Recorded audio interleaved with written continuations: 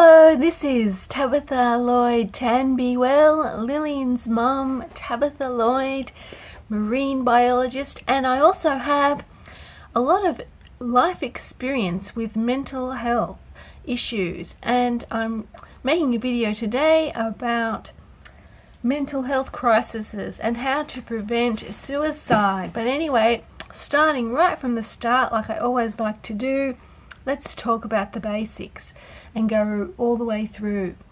Okay, so we're talking about a person, and people are a phenotype, which is a combination of our genotype and our environment.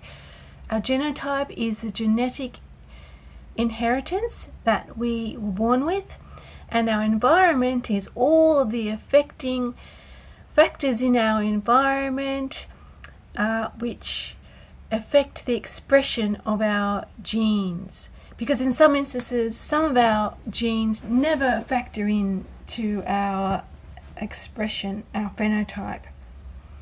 Anyway, I'll leave you to think about that. So we're going on. We're a combination of an inner you and an outer you, and in the inner you, that's the sum total of our physical bodies, our genes, and our physical state, and all the levels of fluctuation, the physiology inside us, the hormone processes, everything that's going on, the functioning of our body organs, and everything that's going on. And our inner you, is also affected by our income and possessions, and our skills and capacity to use those income and possessions. So inner you isn't just a basic thing, it's quite a complex thing. And then the outer you is how we interact with our environment. So our environment is everything. It's our current housing and the housing which is available, all the food which is available, and how we access it. The technology and resources which are immediately available to us. Do we have electricity? Excuse me. Do we have electricity and water available? Things like that. And then it's also features of the culture and local community, our social network and friends and family, all of that sort of support or lack of support that we have. And of course that's all fluctuating as all of those things vary. And it's also the government, current government of our nation, and national policies and economy of our nation, which makes up the outer you, our outer you. And of course we're a combination of an inner you and outer you, which I just said. So our inner you is extending inwards from our immediate environment, and the outer you is extending outwards from our immediate environment. We're a combination of both of this. And our mental health is the combination of our inner you and our outer you. And it is a crossover point, so that our mental health is our current state of mind and all of our thoughts, the importance of our hopes and dreams at this point in time, and it's our level of motivation and confidence and composure. And it's the impact or the expression of us, our mental health, is the expression of our creativity and our personality and behavior. And remember that our mental health, it's not a location. Anyway, it's also affected by our perception, emotions and thoughts. And of course, no two people are exactly the same, because nobody has had the same mother and father or environment or experiences as a baby and a child to lay down the exact same neural pathways that you were made with and developed while you're a child. Now, one of the key ways we can find out at any point in time what is going on with someone's mental health is just to simply ask them, "What is on your plate, mate?" This question alone stops us from being alone and isolated in our own over-analysis paralysis of our problems. It tells us what the bigger picture is and how you are feeling about your stress. It's straight to the point, and it lets other people know immediately how you're coping, or if you're not coping with what you've got on your plate. Of course, what's going on our plate is all of the combination of factors, social issues and financial issues, how big they are to us, how much they are impacting on us. And at any given point in time, we need to acknowledge our load and give ourselves some credit for how we are already coping with everything we've got on our stress plate. So you need to ask yourself, is your stress plate maxed up and easy to manage? And when we've got a life crisis, knowing what's on our stress plate will help us a lot better to cope. We ask ourselves and our friends, "What do you have on your plate, mate?" Because it's easy, direct question, and then it's simply a matter to easily look at how we can lighten our load. Can we put off worrying about something which is not as important or pressing concern as other factors on our stress plate, and thereby lighten our load? So when we're looking at what we've got on our stress plate, we need to factor in, how are we actually coping with what we've got? Are we too hot? Too cold? Are we bored, suffering from a little bit of stress? Where are we on the scale of things? Because being Zen is probably where we want to be. We want to be in total control, where everything is perfectly okay and we're coping fine, ideally.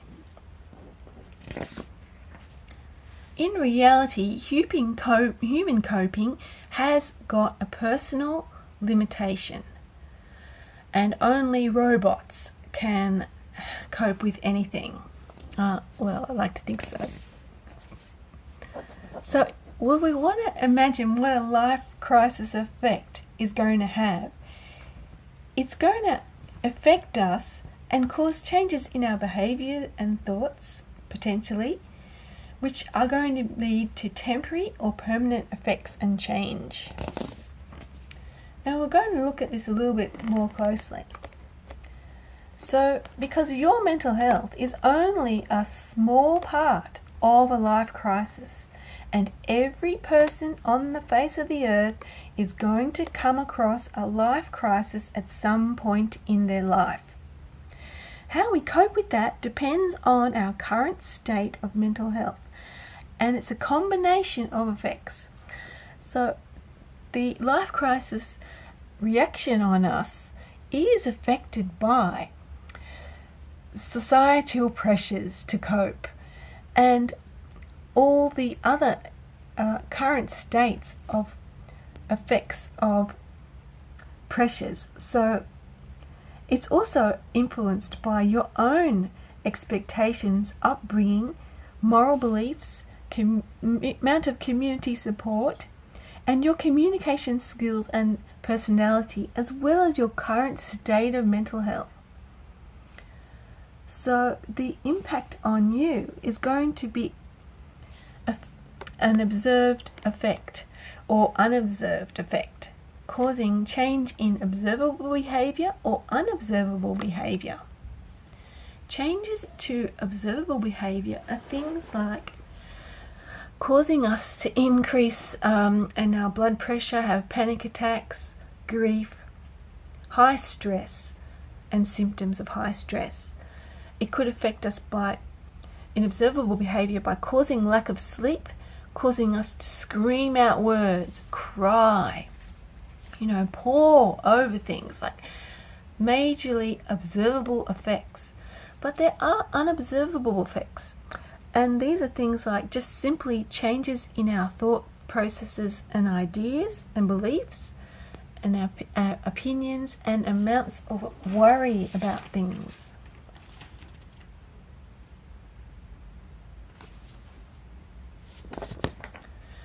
But of course, a life crisis does not have to be our doom. It does not have to end in mental illness or suicidal thinking.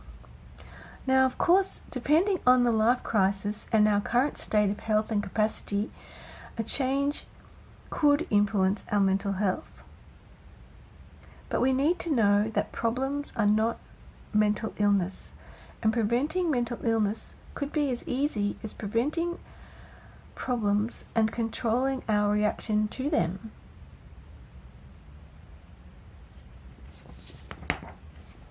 So when we have problems and we're going along, we have a life crisis and we're going along, we have problems, they can cause us to have depressing thinking. So we're feeling down and sad, and then we're feeling depressed, and it sort of spirals downwards so that we continue to feel worse and worse, really down, unmotivated and down, and feeling really bad and getting worse, and then eventually it can lead to suicidal thinking. It can often feel like we're falling down in our thinking. But this doesn't have to be the case. We can step in when we pick up that we are feeling down and depressed and starting to have depressive thinking. One of the solutions is having a peer support system where you can talk to other people and step in on your depressive thinking before it gets to suicidal thinking.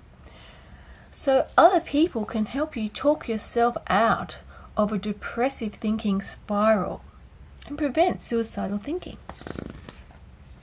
So one antidote to suicidal thinking is to talk about heavy stuff before it stuffs you up.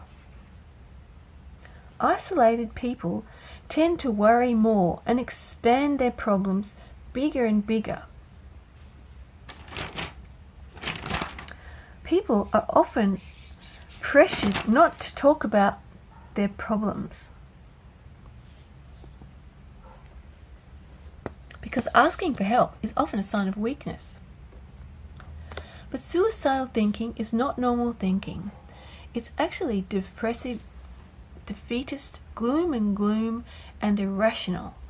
Suicidal thinking is crazy, it's self-abuse and illogical because suicide will not solve any of your problems or fix anything, and it's definitely not what you deserve.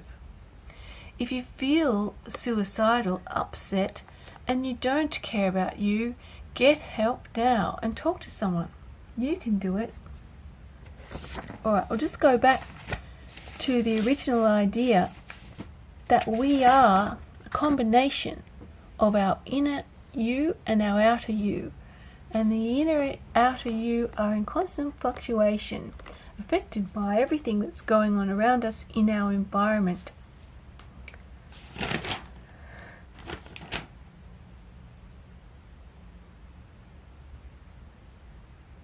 So it is possible to stop depressive thoughts going down, spiraling down into negative and suicidal thinking.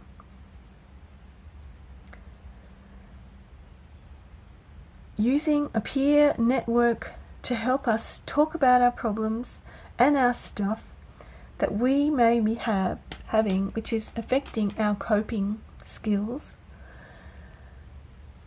so that we can walk ourselves up and out of depressive thinking and back into normal thinking.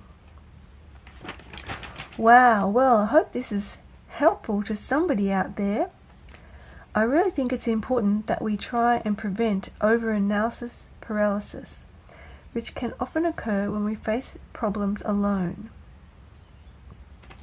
Asking the simple question, what is on your stress plate, mate? Should be able to help anybody at any time. Cheerio!